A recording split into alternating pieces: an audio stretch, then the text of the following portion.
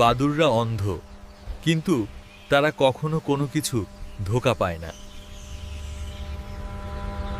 কারণ তাদের আছে এক বিশেষ রাডার, যাকে বলে ইকোলোকেশন। বাদুড়গুলো শব্দ পাঠায় এবং প্রতিধ্বনি থেকে পথ খুঁজে নেয়। এই রাডার তাদের সাহায্য করে অন্ধকারেও সঠিকভাবে উঠতে।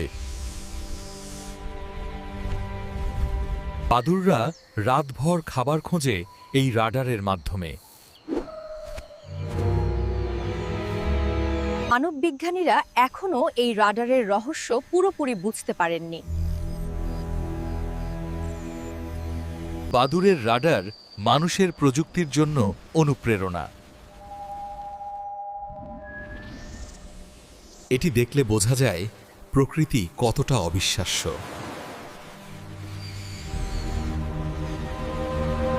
ছোট প্রাণী হলেও বড় শক্তি এবং বুদ্ধি দেখায়।